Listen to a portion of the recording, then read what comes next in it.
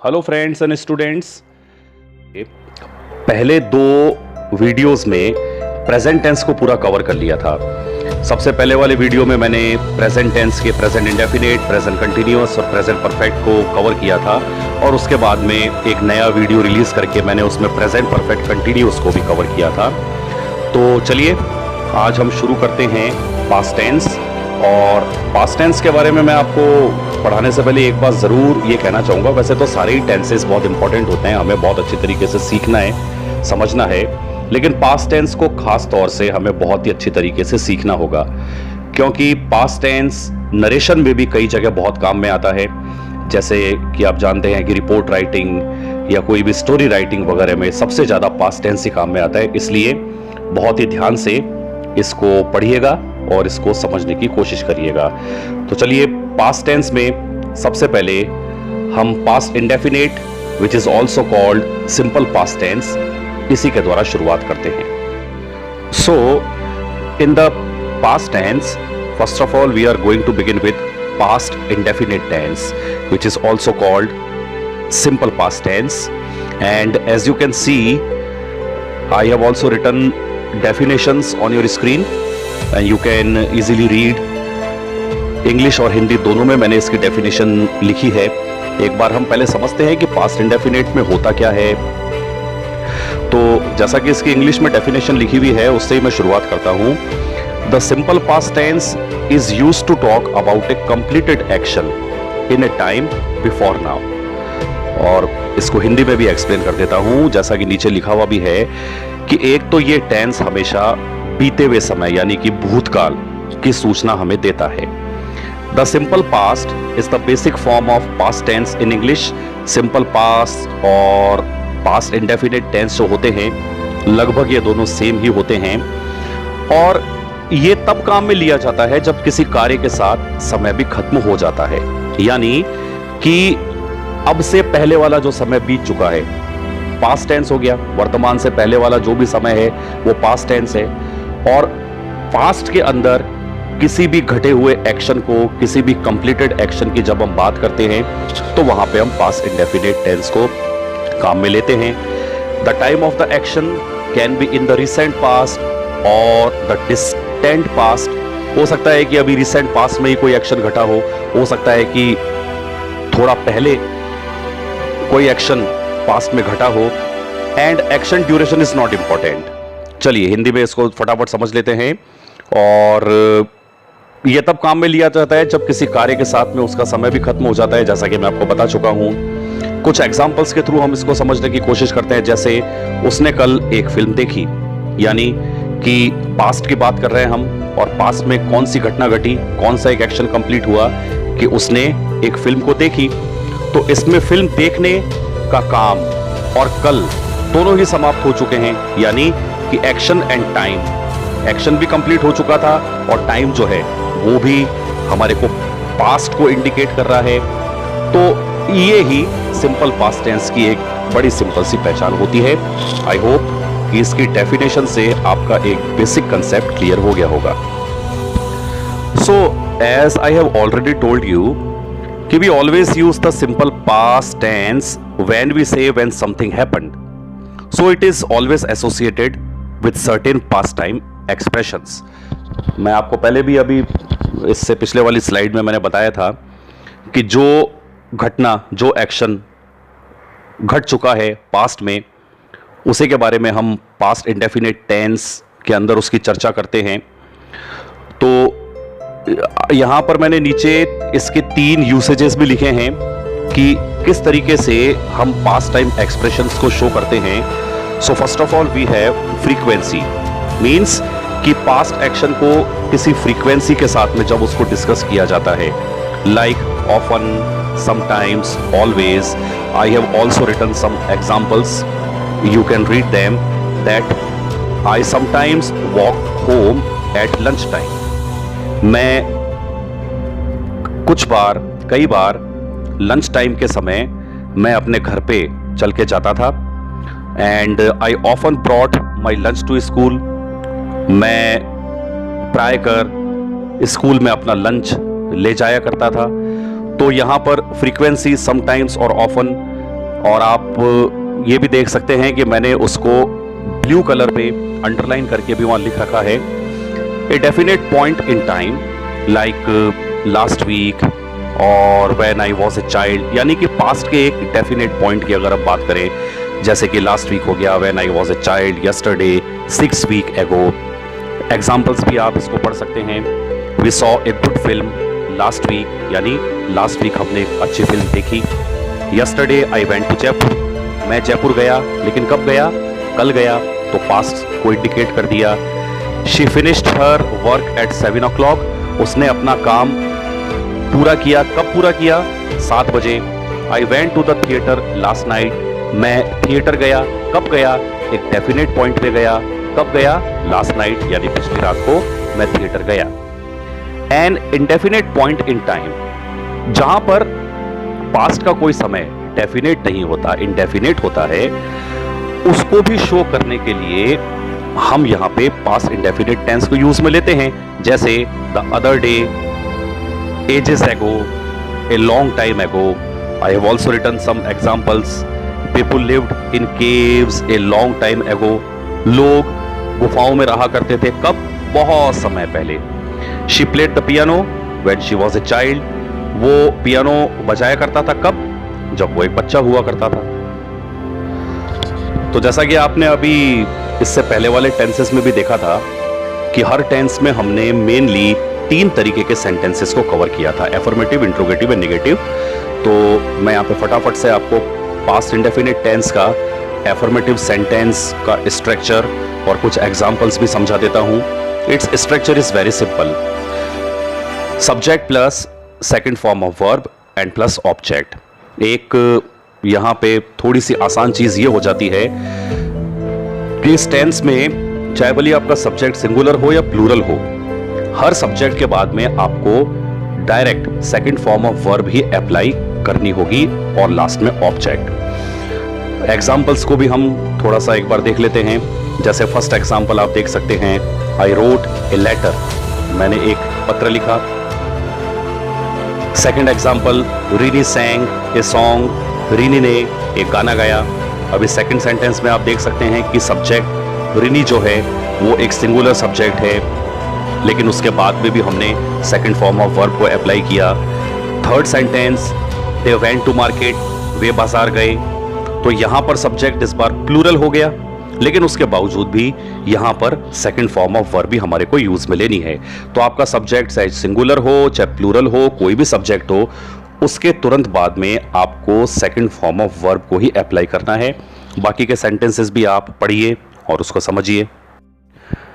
इसके बाद में let's understand the interrogative sentences of past indefinite tense, and as you can see the structure of past indefinite tense interrogative sentence, here we have to begin our sentence with did. present indefinite में तो हमने do और does लगाया था, लेकिन past indefinite tense में यहाँ पर आपको be form verb did से sentence को begin करना पड़ेगा। did के तुरंत बाद जो subject आपके affirmative sentence में था उसी को अप्लाई करना है। अब इसके आगे एक बहुत ही इंपॉर्टेंट पॉइंट मैं आपसे ये डिस्कस करने वाला हूं कि इंट्रोगेटिव सेंटेंस बनाते समय आपको एफर्मेटिव सेंटेंस की सेकंड फॉर्म ऑफ वर्ब को फर्स्ट फॉर्म ऑफ वर्ब में ही कन्वर्ट करना पड़ेगा।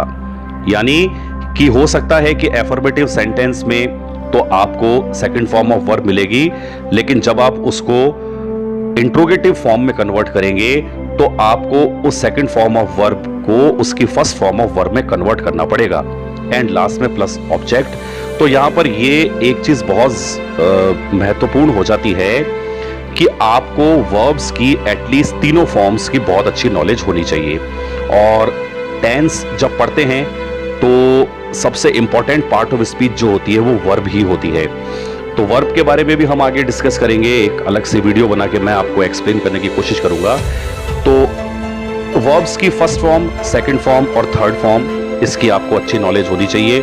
अगर आपको मान लीजिए कि आपने वेंट को देख लिया और आपको ये समझ में नहीं आया कि इसकी मेन वर्ब कौन सी है, और आप उसको यदि गो में कन्वर्ट नहीं कर पाए, और अगर आपने डायरेक्ट ये लिख दिया जैसे कि नीचे एग्जाम्पल भी दिया है। फर्स्ट एग्जाम्पल देखिए, he went to Udaipur yesterday, वो कल उदयपुर गया। अगर आपने इसको इस तरीके से कन्वर्ट कर दिया, did he went to Udaipur yesterday, तो ये गलत हो जाएगा। यहां पर सेकंड फॉर्म ऑफ वर्ब को इंट्रोगेटिव सेंटेंस में कन्वर्ट करते समय आपको वर्ब की फर्स्ट फॉर्म ही यूज में लेनी पड़ेगी। और जैसा कि अभी जो एफर्मेटिव सेंटेंसेस में हमने जिन सेंटेंसेस को बनाया था उनसे हटके मैंने यहाँ पे कुछ दूसरे सेंटेंस लिए हैं। You can also see the second sentence, the teacher punished notorious students. Teacher ने शैतान विद्यार्थियों को पनिश किया, उनको सजा दी। So did the teacher punish notorious students, again punished second form of verb, लेकिन इंट्रोगेटिव स्ट्रक्चर में वो सिर्फ पनिश यानी कि उसकी फर्स्ट फॉर्म ऑफ वर्ब भी आपको यूज में लेनी होगी। थर्ड सेंटेंस, नरेश एंड मोहित मेरे स्टूडेंट्स हैं, वैसे उन्हीं का मैंने एग्जाम्पल लिया है। Naresh and Mohit saw a tiger in Ranthambore. So यहां पे मेन वर्ब है saw, second form of verb is saw, इसकी मेन वर्ब होती है सी जो कि फर्स्ट फॉर्म ऑफ वर्ब भी होती है। तो किस तरीके से हमने इसको कन्वर्ट कर दिया, did Naresh and Mohit see a tiger in Ranthambore. तो इस तरीके से पास्ट इंडेफिनिट टेंस के इंटरोगेटिव सेंटेंसेस को सॉल्व किया जाता है। और अब पास्ट इंडेफिनिट टेंस का negative sentence, it's again very easy.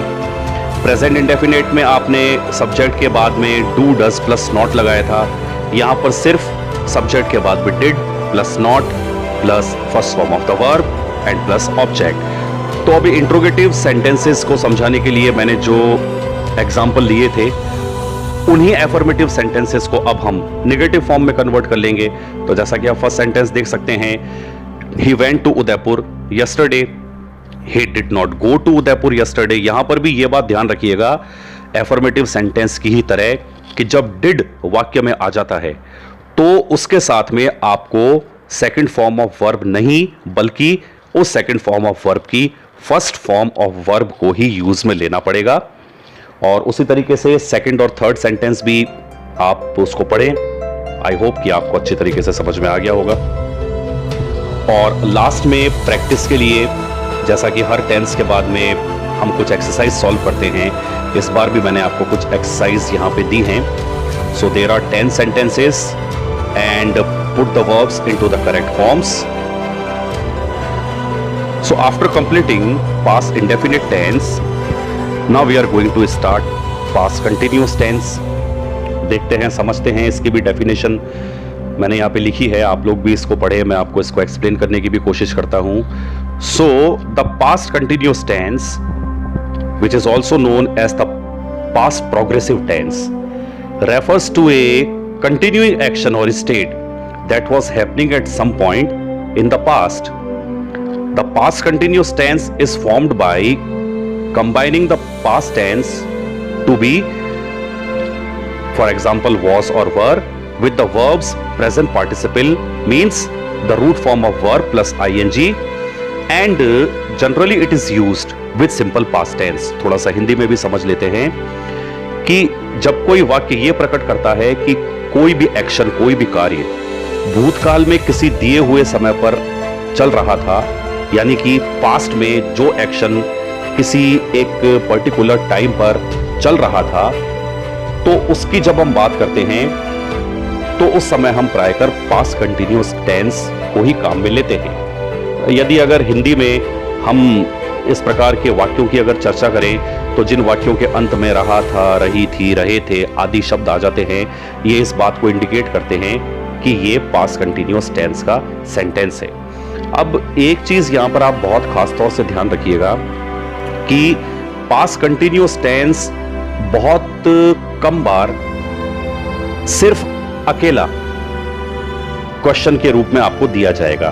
कहने का मतलब कि यहां पर आपको कोई ना कोई हिंट जरूर मिलेगा जो कि आपको यह बताने की कोशिश करेगा कि यहां पर आपको पास्ट कंटिन्यूअस टेंस ही अप्लाई करना है। और यदि अगर, चूंकि कंटिन्यूअस टेंसेस जो होते हैं वो आपको पता है कि प्रेजेंट में भी कंटिन्यूअस टेंस होता है, प्रेजेंट कंटिन्यूअस टेंस आपने पढ़ा ही था।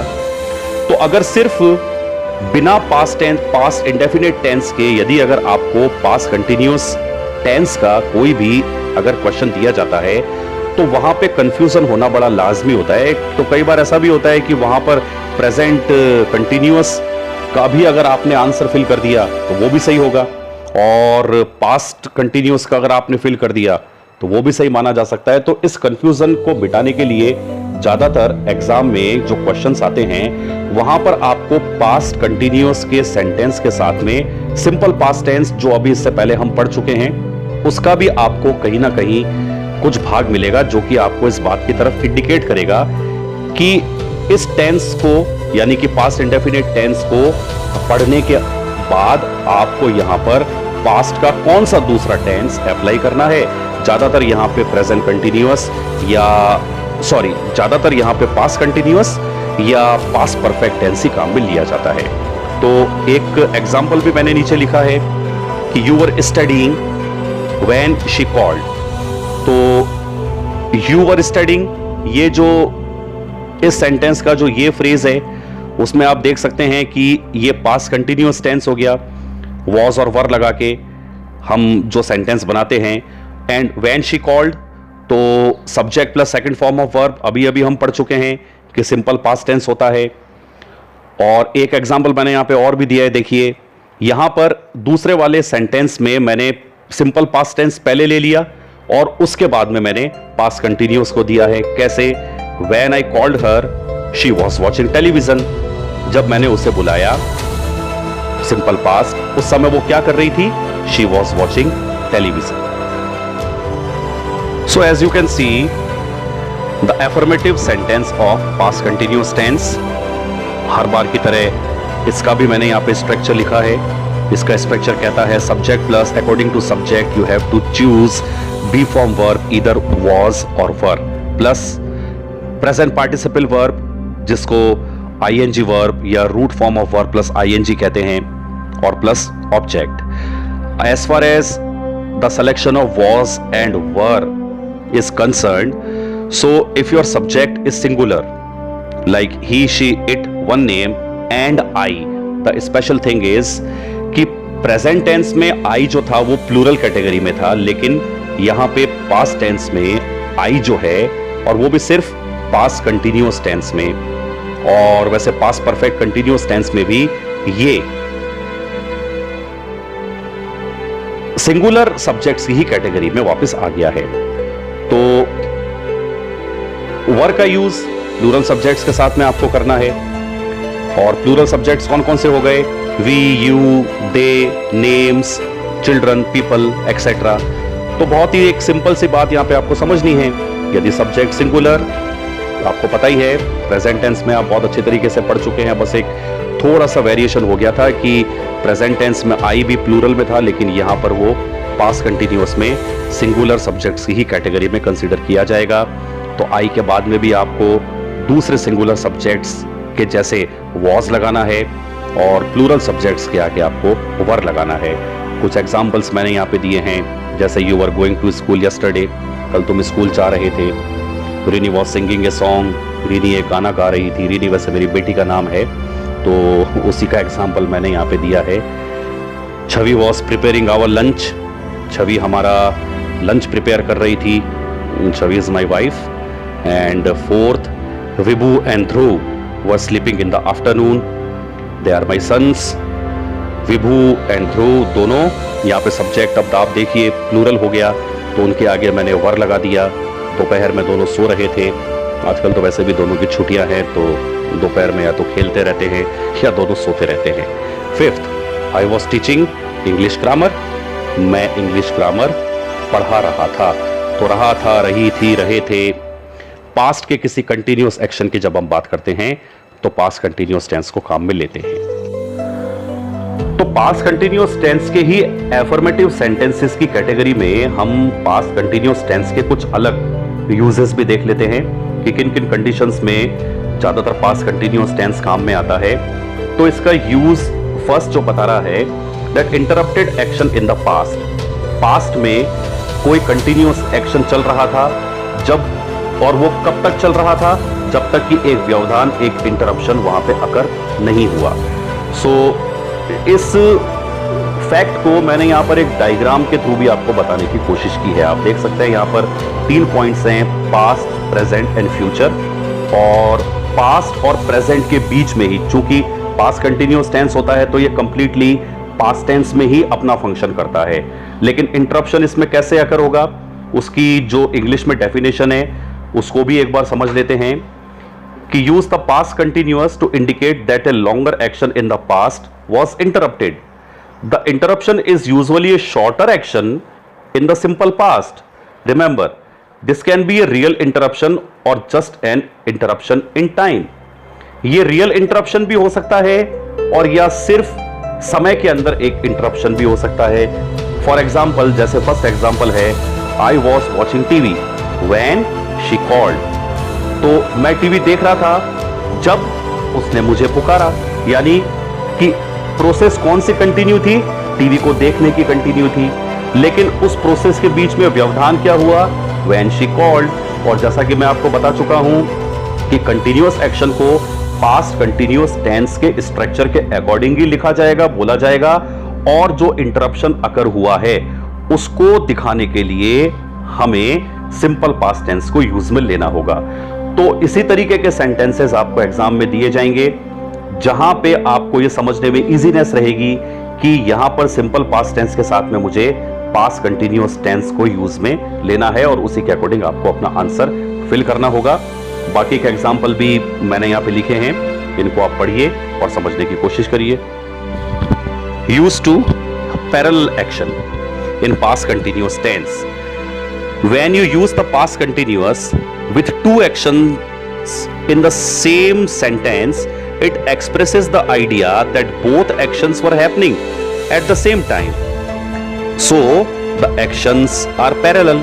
यानी कि past में दो क्रियाएं, दो एक्शंस एक साथ चल रहे थे, और जब past में दो एक्शंस एक साथ चलते हैं तो उनको समानांतर क्रियाएं बोलते हैं, यानी कि पैरेलल एक्शंस कहलाते हैं। तो पैरेलल एक्शन को पास्ट में शो करने के लिए पास्ट कंटिन्यूअस टेंस में ज्यादातर व्हाइल का यूज लिया जाता है। फॉर एग्जाम्पल, फर्स्ट एग्जाम्पल देखिए, I was studying while he was making dinner. So there are two continuous actions. सबसे पहले क्या है, आई वॉज स्टडीइंग, मैं पढ़ाई कर रहा था, व्हाइल उसी समय वह क्या कर रहा था, ही वॉज मेकिंग डिनर, वह डिनर तैयार कर रहा था। While Mahesh was reading, Vibha was watching television. Sentence के बीच में भी व्हाइल को यूज में ले सकते हैं। उससे पहले भी हम व्हाइल को शुरुआत में लगा के उससे भी सेंटेंस को बिगिन कर सकते हैं। उस कंडीशन में आपको दोनों क्लॉजेस को कॉमा लगा के सेपरेट करना होगा। तो जैसा सेकंड सेंटेंस भी आप समझ सकते हैं कि जब महेश पढ़ रहा था उस समय विभा क्या कर रही थी, वो टेलीविजन देख रही थी। सो उसी तरीके से बाकी के सेंटेंसेस को भी आप पढ़िए, उनको अंडरस्टैंड करिए। और अब पास्ट कंटिन्यूअस टेंस का interrogative sentence, it's extremely easy. जैसा कि प्रेजेंट कंटिन्यूअस में भी आपने पढ़ा था कि अगर एक एफर्मेटिव सेंटेंस का स्ट्रक्चर हमारे को समझ में आ जाए तो इंट्रोगेटिव नेगेटिव बनाना बड़ा आसान होता है। यहां पर भी आपको कुछ नहीं करना।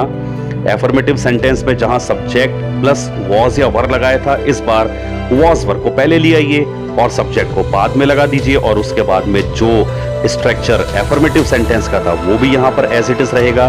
बस लास्ट में हम इंट्रोगेटिव सिंबल जरूर लगाएंगे। तो कुछ सेंटेंसेस उसको मैंने ऊपर ब्लैक कलर में एफर्मेटिव फॉर्म में लिखा है और उन्हीं को नीचे मैंने इंट्रोगेटिव फॉर्म में कन्वर्ट किया है। जैसे you are going to school yesterday, so were you going to school yesterday. Rini was singing a song, was Rini singing a song. Chhavi was preparing our lunch, was Chhavi preparing our lunch. Vibhu and Dhruv were sleeping in the afternoon, were Vibhu and Dhruv sleeping in the afternoon. तो I hope आप समझ ही गए होंगे। और past continuous में अब आखिर में पास्ट कंटिन्यूअस टेंस का negative structure very simple, subject plus was were plus not plus ING verb and plus object. बिल्कुल एकदम प्रेजेंट कंटिन्यूअस टेंस के जैसा ही है। फर्क सिर्फ इतना है, वहां पर आपने इज एम आर काम में लिया था, यहां पर आपको सब्जेक्ट के अकॉर्डिंग वॉज या वर्ब काम में लेना होगा। तो जो सेंटेंस अभी हमने एफर्मेटिव और इंट्रोगेटिव में देखे थे, उन्हीं को मैं यहाँ पर निगेटिव में कन्वर्ट करूंगा। तो आप देख सकते हैं, जैसे you are going to school yesterday, you are not going to school yesterday.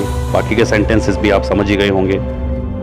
और अब पास्ट इंडेफिनिट टेंस के ही जैसे पास्ट कंटिन्यूअस टेंस की एक एक्सरसाइज है। There are 8 sentences and again you have to put the verbs into the correct form. Past progressive tense अभी अभी आपने पढ़ा है, और जो रूल्स आपको मैंने बताए हैं, there are some interrogative sentences, there are some negative sentences, सभी के स्ट्रक्चर, सभी के एग्जांपल्स को मैं आपको पढ़ा चुका हूं। उसके बिहाफ पर इन एक्सरसाइजेस को सॉल्व करिए। So next tense is past perfect tense. Past tense का ये तीसरा टेंस है। तो सबसे पहले इसके बारे में समझ लेते हैं कि किन कंडीशंस में इसको यूज में लिया जाता है, इसमें एग्जैक्टली होता क्या है। इंग्लिश की जो डेफिनेशन है, सबसे पहले उसी से शुरुआत करते हैं। The past perfect is a tense which is used to show that an action took place once or many times before another point in the past.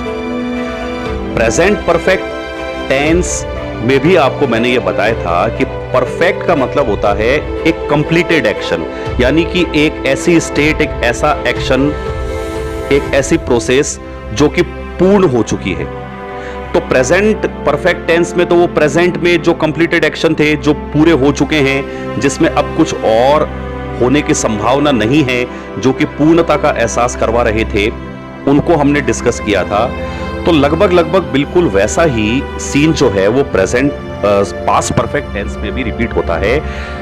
लेकिन यहां पर जो कंप्लीटेड एक्शन जो है, यानी कि वो एक्शन, वो स्टेट, वो क्रियाएं जो कि पूर्णता का एहसास करवाती हैं, वो पास्ट में ही घटित हुई हैं।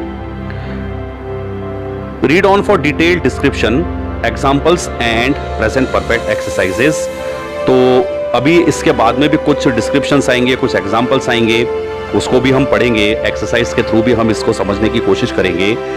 हिंदी की डेफिनेशंस के आधार पर भी मैं आपको इसको थोड़ा समझाने की कोशिश करता हूं कि ये टेंस, पूरा की पूरा टेंस जो होता है, ये भूतकाल को ही प्रकट करता है, चूंकि पूरा पास्ट टेंस है। और इसके प्रमुख जो फीचर्स जो होते हैं, लक्षण जो होते हैं, वो इस प्रकार हैं। ए, कि भूतकाल में 2 कार्य हुए हों। बहुत इंपॉर्टेंट है ये चीज याद रखना कि पास्ट परफेक्ट टेंस ज्यादातर हमेशा पास्ट इंडेफिनिट टेंस या सिंपल पास्ट टेंस के साथ में ही आता है। तो सबसे पहले जो पॉइंट नंबर ए है, अ जो है, कि भूतकाल में 2 कार्य हुए हों, यानी पास्ट में 2 एक्शंस हुए हों, दोनों ही कार्य पूरे हो गए हों, दोनों ही जो एक्शंस हैं वो पूरे भी हो गए हों। अब पॉइंट नंबर सी जो है, स जो है, कि दोनों कार्य एक साथ पूरे नहीं हो सकते। एक कार्य पहले समाप्त होता है, दूसरा कार्य बाद में समाप्त होता है। बट ऑब्वियस बात है, दोनों एक्शंस एक साथ चल तो सकते हैं, लेकिन जहां तक दोनों एक्शंस के कंप्लीट होने का सवाल है, यह बात तो तय है कि दोनों एक साथ कंप्लीट नहीं हो सकते। पहले एक कंप्लीट होता है, उसके बाद में दूसरा कंप्लीट या समाप्त होता है। तो पहले समाप्त होने वाले कार्य को पास्ट परफेक्ट टेंस में, और बाद में कंप्लीट या समाप्त होने वाले वाक्य को सिंपल पास्ट टेंस में लिखा जाता है। और हिंदी में अगर इसकी पहचान की बात करें तो चुका था, चुके थे, चुकी थी आदि शब्द जिन वाक्यों के लास्ट में आ जाते हैं, वो पास्ट परफेक्ट टेंस को ही इंडिकेट करते हैं। तो कुछ एग्जाम्पल्स के थ्रू मैं आपको यहां पर समझाने की कोशिश करता हूं। एक ही एग्जाम्पल है, the train had gone before I reached the station. अब देखिए यहां पर बिफोर से पहले और बिफोर के बाद 2 अलग अलग यहां पे क्लॉज दिए गए हैं।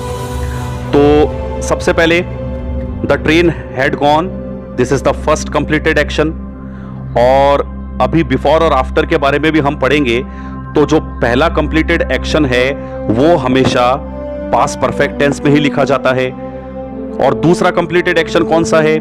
आई रीच द स्टेशन, यानी कि मेरे स्टेशन पहुंचने से पहले कौन सा एक्शन घट चुका था? ट्रेन जा चुकी थी। तो एक एक्शन से पहले जो एक्शन घट चुका था उसको बताने के लिए पास्ट परफेक्ट टेंस यूज में लिया जाता है, और जो दूसरा एक्शन उसके बाद में घटा उसको दिखाने के लिए सिंपल पास्ट टेंस काम में लिया जाता है। तो पास्ट परफेक्ट टेंस का सबसे पहले एफर्मेटिव सेंटेंस, उसका स्ट्रक्चर पढ़ते हैं। It's very simple, subject plus had plus past participle verb which is also called the third form of the verb and plus object. Present perfect tense की तरह यहां पर हैज और हैव की बजाय आपको सिर्फ एक ही बी फॉर्म वर्ब हैड काम में लेनी है, जिसके कारण यहां पे थोड़ी सी आसानी भी हो जाती है कि हैज और हैव के सिलेक्शन का कंफ्यूजन यहां पे नहीं होता। और इसके एफर्मेटिव सेंटेंस के स्ट्रक्चर के साथ साथ में हम पास्ट परफेक्ट टेंस के जो अलग अलग यूसेजेस जो हैं, यानी कि वो कंडीशंस जहां पे ये काम में लिया जाता है, उसको भी वन बाय वन डिस्कस करते हैं। तो सबसे पहले इसका यूज फर्स्ट जो है, it says completed action before or after some time in the past. तो फर्स्ट पॉइंट यहां पे कहता है you had studied English before you move to New York, यानी कि न्यूयॉर्क जाने से पहले ही तुम अंग्रेजी का अध्ययन कर चुके थे। तो बिफोर जो है, बिफोर का अर्थ तो बिफोर के पहले वाले वाक्य में बिफोर का अर्थ क्या होता है? बिफोर का अर्थ होता है पहले, और बिफोर के पहले वाले वाक्य में हमेशा हम पास्ट परफेक्ट वो ही हम यूज में लेंगे, और दूसरे वाले वाक्य में simple past tense. Simple past tense की पहचान आपको पता है, जहां पर सेकंड फॉर्म ऑफ वर्ब होता है वो आएगा। यानी अगर और भी इजी लैंग्वेज में अगर मैं आपको इसको समझाने की कोशिश करूं कि जब किसी सेंटेंस में हमने बिफोर यूज में लिया है और अगर वो सेंटेंस पास्ट परफेक्ट टेंस का सेंटेंस है, तो बिफोर से पहले वाला जो हिस्सा होगा उस सेंटेंस का वो हमेशा पास्ट परफेक्ट टेंस में लिखा जाएगा। उसके स्ट्रक्चर को फॉलो करते हुए आपको लिखना है, और बिफोर के बाद में जो क्लॉज आएगा वो हमेशा सिंपल पास्ट टेंस का होगा। आफ्टर का अर्थ होता है बाद में, तो आफ्टर के बाद वाले वाक्य में हमेशा पास्ट परफेक्ट ये टेंस आएगा, और आफ्टर के पहले वाले वाक्य में सिंपल पास्ट टेंस ये हम यूज में लेते हैं। जैसे दो एग्जांपल्स मैंने दिए हैं, देखिए। सो फर्स्ट एग्जांपल कहता है the patient had died before the doctor केम, यानी डॉक्टर के आने से पहले उसके बिफोर में कौन सी घटना घट चुकी थी? मरीज मर चुका था, the patient had died. Second sentence देखिए, यहां पर आफ्टर के बाद में हमने यहां पर पास्ट परफेक्ट टेंस को यूज में लिया है, यानी बिफोर से पहले और आफ्टर के बाद में। So my servant washed my clothes after I had gone to school, मेरे नौकर ने मेरे कपड़े धोए कब? जब मैं स्कूल जा चुका था। तो यहां पर ये फर्स्ट यूज आपको पास्ट परफेक्ट टेंस का अच्छी तरीके से समझ में आ गया होगा, ऐसे मैं उम्मीद करता हूं। पास्ट परफेक्ट टेंस के एफर्मेटिव सेंटेंसेस में ही उसका जो दूसरा यूज है, it says duration before something in the past, non continuous verbs जो होती हैं, यानी कि we use the past perfect to show that something started in the past and continued up until another action in the past, यानी कि past में ही एक action चालू हुआ और वो कब तक चलता रहा? जब तक कि पास्ट में ही एक दूसरा एक्शन नहीं घटा, तब तक वो चलता रहा। जैसे first example, we had that car for 10 years before it broke down. अब यहां पे ये जो दो हैड आए हैं, इसमें आप कंफ्यूज ना हो। पहला हैड जो कि पास्ट परफेक्ट टेंस में आपको पता ही है, सब्जेक्ट के तुरंत बाद में आपको be form verb had use में लेना होता है, और दूसरा वाला हैड जो है ये यहां पे मेन वर्ब हैज और हैव की जो थर्ड फॉर्म ऑफ वर्ब होती है वो हैड होती है। इसलिए यहां पे पहला वाला had as a be form verb use में लिया गया है, और दूसरा वाला had as a main verb उसकी थर्ड फॉर्म ऑफ वर्ब के रूप में यूज में लिया गया है। यानी कि हमारे पास में एक कार हुआ करती थी, और 10 साल पहले तक हमारे पास में कार हुआ करती थी, और वो कब तक हुआ करती थी? जब तक वो कार पूरी तरीके से टूट नहीं गई, उससे पहले तक हमारे पास में कार हुआ करती थी। तो जैसा कि आपने देखा कि यहाँ पे duration before something in the past, by the time Alex finished his studies he had been in London for over 8 years। तो अपनी पढ़ाई पूरी करने तक एलेक्स लंदन में 8 साल रह चुका था। तो पढ़ाई पूरी होने से पहले क्या ड्यूरेशन था कि 8 साल एलेक्स लंदन में रह चुका था। उसी तरीके से थर्ड सेंटेंस भी आप पढ़ के अच्छी तरीके से समझ गए होंगे। यूज थर्ड में आप जैसा कि देख सकते हैं कि to denote past actions occurred before another point in the past, यानी पास्ट के किसी एक दूसरे पॉइंट से पहले जब हम किसी कंप्लीटेड एक्शन की बात करते हैं, जैसे एग्जांपल फर्स्ट है I had joined the job by that time, यानी उस समय तक मैं अपना जॉब ज्वाइन कर चुका था। And use four in conditional sentences indicating impossible condition, जो जिन सेंटेंसेस में शर्त का कोई कंडीशन पुट की जाती है और जो कि इम्पॉसिबल कंडीशन को भी इंडिकेट करते हैं, जैसे he had worked hard he would have passed, यदि अगर वो कठिन मेहनत करता तो वो पास हो सकता था, यानी कि वो पास नहीं हो पाया। और अब फटाफट पास्ट परफेक्ट टेंस का इंट्रोगेटिव सेंटेंस भी डिस्कस कर लेते हैं। Very easy, start the sentence with had plus subject plus third form of the verb and plus object. कुछ सेंटेंस मैंने लिखे हैं और उनको मैंने नीचे उनके इंट्रोगेटिव फॉर्म में कन्वर्ट किया है, जैसे he had gone to school, so had he gone to school.